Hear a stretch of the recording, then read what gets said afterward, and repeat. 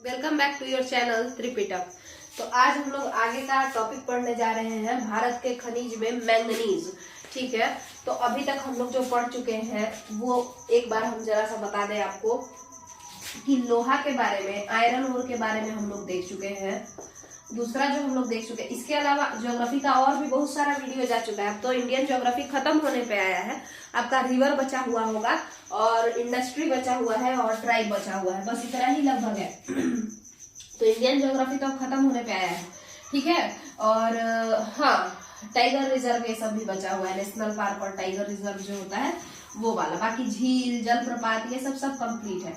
लोहा के बाद हम लोग देखे थे कोयला, फिर हमने देखा तांबा। इससे हम रिलेट किए थे कि भाई इंडस्ट्री वगैरह क्या है, स्टील इंडस्ट्री बड़ा इंपॉर्टेंट है। फिर हम लोगों ने देखा था भाई तांबा, फिर एल्यूमिनियम। ऐसे कर करके एल्यूमिनियम को हम लोग बता दें कि बॉक्साइट, एल्यूमिनियम मुक्त स्रोत, मुक्त तत्व के रूप में नहीं मिलता है, बॉक्साइट से निकाला जाता है। ऐसे तो एल्यूमिनियम और भी चीजों से निकाला जा सकता है, जैसे कोरंडम, क्रायोलाइट, ये सबसे, तो बॉक्साइट से सबसे ज्यादा मिलता है। ठीक है, तो ये सब कुछ हम लोग देख चुके हैं। और फिर अब जो अगला टॉपिक हम लोग लेके आए हैं खनिज पे, वो है मैंगनीज। तो देखिए क्या है कि यही सब है आपका। अच्छा, लोहा में कौन फर्स्ट पे है, कौन सेकंड पे है, ये बताए थे। उड़ीसा, छत्तीसगढ़ और कर्नाटक। ओके, तो OCK है यहाँ पे, ओके का OCK, उड़ीसा, छत्तीसगढ़ और कर्नाटक। कोयला में क्या था, तो कहे थे हम कि भाई 6 ओझा जो है वो कोयला फूक रहे हैं, तो छत्तीसगढ़, उसके बाद O से उड़ीसा और फिर झ से झारखंड। अगर हम लोग तांबा की बात करें तो तांबा में इंडिया का पोजीशन कुछ खास नहीं है, 30 रैंक पे आता है। और इस वजह से यहाँ पे हम लोग क्या किए थे, तो कहे थे भाई कि मध्य प्रदेश में मिलता है, इसके बाद राजस्थान और झारखंड में मिलता है। ठीक है, बॉक्साइट की बात करें तो उड़ीसा, और जी से गुजरात, जी से झारखंड।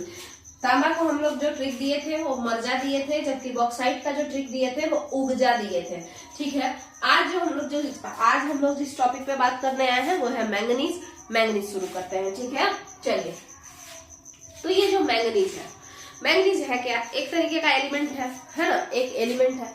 आपको बता दे एक खास बात, जानते हैं आप लोग कि एलिमेंट जो होता है एस्पिरेंट्स, एलिमेंट कोई भी एलिमेंट हो, कोई भी एलिमेंट, ये सब ना इग्नियस रॉक में देखने को मिलेगा, मेटामॉर्फिक रॉक में देखने को मिलेगा, बट कभी भी एलिमेंट सेडिमेंट्री रॉक में देखने को नहीं मिलता है, माने अवसादी चट्टान में देखने को नहीं मिलता है। ठीक है, तो एलिमेंट ज्यादातर किसमें देखने को मिलता है, तो इग्नियस रॉक में देखने को मिलता है, माने आग्नेय चट्टान में। और प्लस में आपको किसमें देखने को मिलता है, मेटामॉर्फिक में भी आपको एलिमेंट देखने को मिल सकता है। ठीक है, मगर जिसमें नहीं मिलता है वो कौन है, सेडिमेंट्री। सेडिमेंट्री में ईंधन मिलता है, फ्यूल देखने को मिलता है, कभी भी एलिमेंट नहीं देखने को मिलता है। ठीक है, फ्यूल देखने को मिलता है, मतलब जिसमें जीव के अंश होंगे। सेडिमेंट्री क्या होता है उसको समझिए, जो परत दर परत से बनता है ना, परत दर परत से बनता है तो वो सेडिमेंट्री होता है। ये परत दर परत, फिर नाम सेडिमेंट क्यों है उसको समझिए। सेडिमेंट का मतलब होता है अवसाद, अवसादी बोलिए। अवसादी को अगर आम भाषा में समझे तो कचरा, अवसादी को अगर हम आम भाषा में बोले तो कचरा। ठीक है, तो आप खुद बताइए, कचरा इकट्ठा होके अगर ऐसे एक लेयर कचरा का लग गया, इस कचरे में बालू भी है, मिट्टी भी है, और जाहिर सा बात है कि कचरा में जानवर, थोड़े जो मरे हुए जानवर है ना, जानवर का बाल हो सकता है, इसके अलावा और क्या क्या हो सकता है, पेड़ पत्ते जो है वो सारी चीजें भी देखने को मिल सकती है। फिर ये कचरा धीरे धीरे जो है एक लेयर बन गया कचरा का, ये सरगल रहा है, सब ठीक है, बट उसके बाद इसके ऊपर फिर और कचरा कचरा कचरा बिछ गया। इस कचरा में भी बहुत सारा चीजें, जीवित चीज भी है, मतलब जीव के अंश भी है, उसके अलावा निर्जीव के अंश भी है, सभी चीजें हैं। तो फिर ये लेयर बन गया, फिर ये लेयर बन गया, ऐसे करते करते जो है कचरा एक के ऊपर एक, एक के ऊपर एक क्या हो गया, सेडिमेंटरी चट्टान अकुमुलेट हो गया। और ऐसे ही दबदब के जो रॉक बना, तो हम कहते हैं कि ये सेडिमेंटरी रॉक है। ये कैसा रॉक है, सेडिमेंटरी रॉक है। अच्छा, आपको पता होगा कि फ्यूल जो होता है, वो फ्यूल जो ईंधन होता है वो किससे बना होता है, फॉसिल से बना होता है। तो अभी तो फॉसिल फ्यूल कहते हैं हम लोग उसको, है ना, फॉसिल फ्यूल कहते हैं। जैसे पेट्रोल जो होता है जानवर ये सबसे बनता है, मतलब जानवर से। और जो कोयला है वो पेड़ पौधों से ज्यादा बनता है, पेड़ पौधों से बनता है, ठीक है। तो कहने का मतलब है कि पेड़ पौधों के अगर जीवाश्म पाए जाएंगे तो उससे कोयला बनता है। कोयला भी फ्यूल के तौर पर काम करता है। आखिर ये फ्यूल क्या होता है?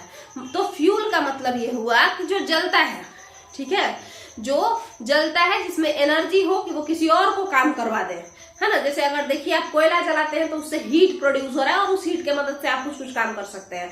फिर वही अगर हम आपसे पूछे कि भाई ये पेट्रोल है तो उससे गाड़ी चल रहा है, ये सब काम हो रहा है, तो फ्यूल जल करके उसका कुछ कैलोरीफिक वैल्यू होता है फ्यूल ये सब का, ठीक है। तो ये है। तो जो फॉसिल फ्यूल है वो सेडिमेंट्री से मिलते हैं, सेडिमेंट्री रॉक से मिलते हैं, जबकि एलिमेंट इग्नियस रॉक से मिलते हैं, मेटामॉर्फिक रॉक से मिलते हैं। तो जाहिर सी बात है कि अगर मैंगनीज की हम बात करें तो ये भी इन्हीं रॉक्स में से मिलेगा ना, सेडिमेंट्री से तो नहीं मिलेगा, क्योंकि मैंगनीज क्या है? एलिमेंट है। तो वही सब बात है। अब समझते हैं, अब हम ये जो बात आपको बताए हैं ये प्रूफ करेगा इसका लोकेशन। जो लोकेशन है वो खुद ही प्रूफ कर देगा कि हाँ भाई इधर यही सब मिलता है। तो चलिए शुरू से शुरू करते हैं। देखिए मैंगनीज को, मैंगनीज जो है साउथ अफ्रीका में सबसे ज्यादा होता है। सबसे ज्यादा अमाउंट में कहाँ पे होता है? तो साउथ अफ्रीका में होता है, ठीक है। साउथ अफ्रीका, बोत्सवाना, नामीबिया के पास एक डेजर्ट है, कालाहांडी डेजर्ट, ठीक है। वो साउथ अफ्रीका, बोत्सवाना नीचे साइड में, अफ्रीका कंटिनेंट का निचला हिस्सा में नामीब मरुस्थल ये सब जहाँ पड़ता है, तो वहीं पर कालाहांडी डेजर्ट है। कालाहांडी डेजर्ट जो है वहां पे सबसे ज्यादा, दुनिया का सबसे ज्यादा मैंगनीज का खदान है, वहीं पे सबसे ज्यादा उत्पादन होता है। तो फिर भारत कितने नंबर पे है? भारत पूरे दुनिया में मैंगनीज के उत्पादन में 5वें नंबर पर है। वही तांबा के उत्पादन में कितने नंबर पे था? 30वें नंबर पे था। वही बॉक्साइट के उत्पादन में कितने नंबर पे था? 6ठे नंबर पे था, है ना। तो अब यही सब है। अब हम लोग आगे बढ़ जाते हैं। अब कह रहा है कि भाई फर्स्ट, सेकंड, थर्ड तो बताओ, भारत में फर्स्ट पे कौन है, भारत में सेकंड पे कौन है और थर्ड पे कौन है? तो भारत में जो फर्स्ट पे है वो मध्य प्रदेश है, भारत में जो सेकंड पे है वो महाराष्ट्र है, और भारत में जो थर्ड पे है वो उड़ीसा है। भारत में जो फर्स्ट पे है वो कहाँ है? मध्य प्रदेश है, सेकंड पे महाराष्ट्र है, थर्ड पे उड़ीसा है, ठीक है। अब लोकेशन जो है वो इम्पोर्टेंट है, तो इसको आप कैसे याद रखेंगे? तो मैंगनीज में म आ रहा है और इसमें भी क्या आ रहा है? म से मध्य प्रदेश, मम्मा, है ना, मम्मा उड़। तो इसको ऐसे याद रख लीजिएगा, मम्मा उड़। और ये मैंगनीज है तो manganese is equal to, manganese is equal to मम्मा उड़, ऐसे याद रख लीजिएगा। म से मध्य प्रदेश, म से महाराष्ट्र और फिर उड़ से उड़ीसा। अब इस बात को समझते हैं। मध्य प्रदेश के किस क्षेत्र में आपको मैंगनीज देखने को मिल रहा है? बालाघाट। मध्य प्रदेश के किस क्षेत्र में आपको मैंगनीज देखने को मिल रहा है? बालाघाट, हाँ। अब आगे समझते हैं। महाराष्ट्र के किस क्षेत्र में आपको देखने को मिल रहा है? नागपुर, विदर्भ का जो क्षेत्र है वहां पे, नागपुर में। और उड़ीसा के किस क्षेत्र में आपको देखने को मिल रहा है? तो केउंझर, कालाहांडी, संबलपुर, इन सारे क्षेत्रों में जो है, सुंदरगढ़ में भी आपको देखने को मिलेगा क्या? मैंगनीज का खदान, वहां पे मैंगनीज का प्रोडक्शन होगा। क्लियर है यहाँ तक का? क्या यहाँ तक का क्लियर है? तो फिर और हम लोग बात को समझते हैं, थोड़ा बहुत और बात कर लेते हैं। एक सेकंड रुकिएगा।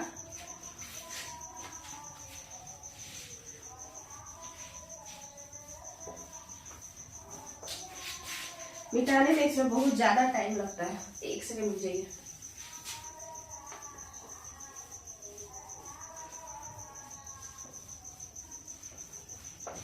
अब इसमें क्या है?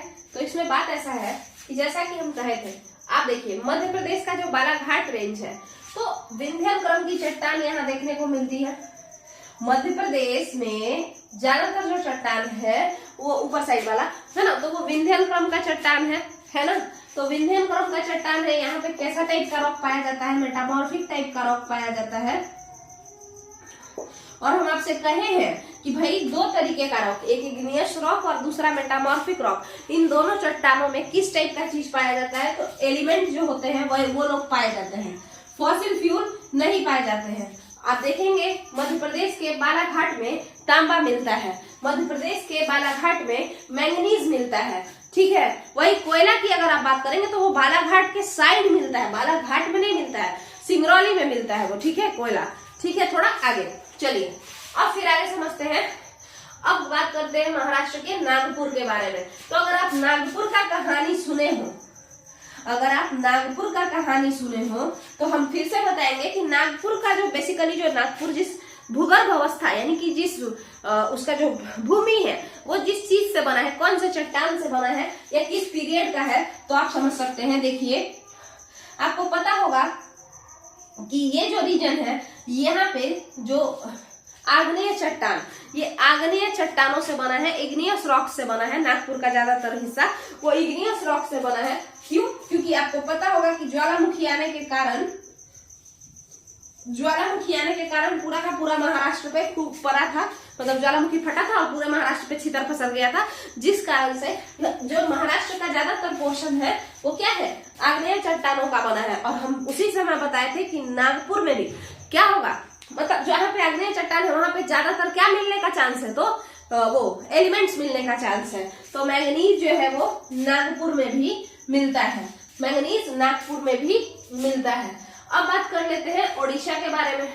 ओडिशा का भी जो ये रीजन है यहाँ पे भी सेम है। आपको बता दें महानदी साइड, महानदी जो साइड होगा ना, महानदी के आसपास वहां पे तो कम ही चांस है कि आपको मिनरल्स देखने को मिलेंगे, है ना। महानदी बेसिन के आसपास में कम चांस है कि मिनरल्स देखने को मिलेंगे, क्योंकि जो प्लेन एरिया होता है वहां पे मिनरल नहीं होंगे, वहां तो एग्रीकल्चर मतलब एग्रीकल्चर बेस्ड हो जाएगा वो, है ना, एग्रीकल्चर बेस्ड हो जाएगा। प्लेन एरिया, प्लेट्यू रीजन होना चाहिए, है ना। तो उसी इलाकों में, उन्हीं इलाकों में आपको क्या देखने को मिलेगा, उन्हीं इलाकों में आपको देखने को मिलेगा भाई क्या, तो ये एलिमेंट्स वगैरह, ठीक है। तो उड़ीसा का केउंझर, कालाहांडी और संबलपुर। अच्छा, इसके बाद कर्नाटक को अगर आप देखिए तो कर्नाटक को तो धारवाड़ क्रम की चट्टान के नाम से जाना जाता है।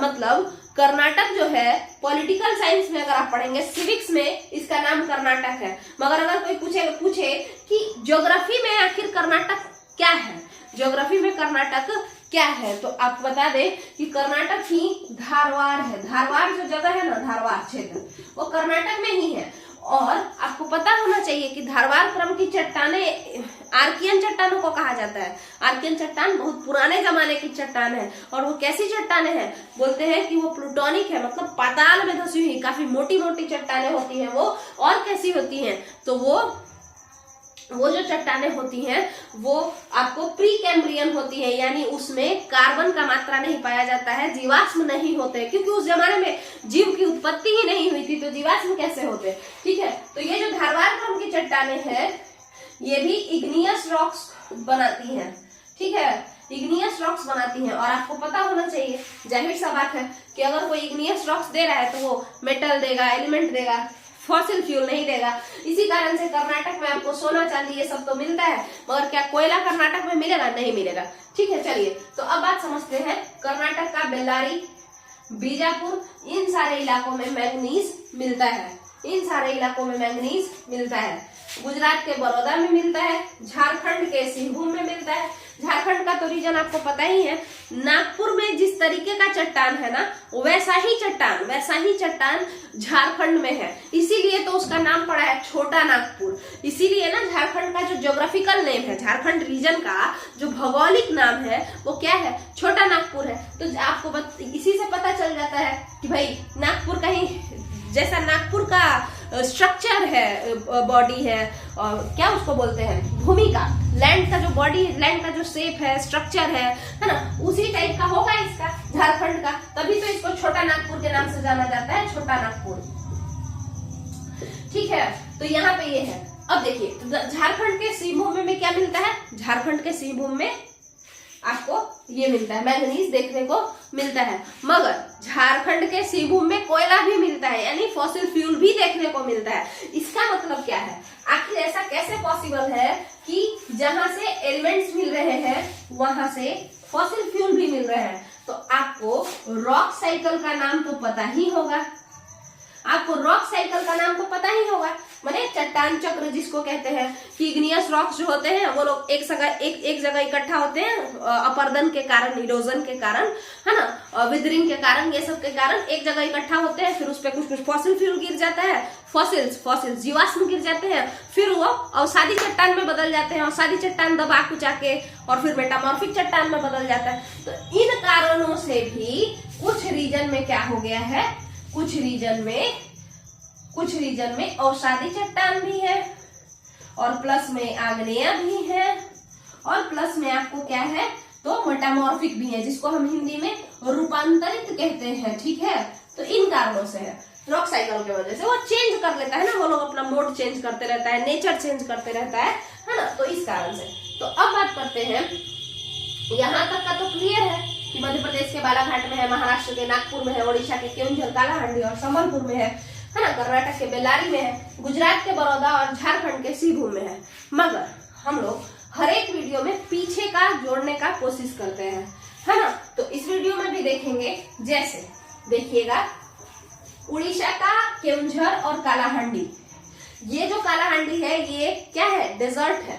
कालाहांडी यहाँ पे जो है वो एक डिस्ट्रिक्ट है, समझ में आया। चलिए, वो साउथ अफ्रीका में है, Kalahari desert South Africa, Botswana, ये सब रीजन में पड़ता है। देखिए कालाहांडी में आपको मैंगनीज तो देखने को मिल रहा है, इसके साथ साथ आप खुद बताइए कि कालाहांडी में और क्या है, कालाहांडी में और क्या है। उड़ीसा में लोहेस्ट आयरन ओर का बहुत बड़ा केंद्र है, ये कौन, ये और ये केओंझर भी, ये दोनों आयरन ओर का बहुत बड़ा केंद्र है।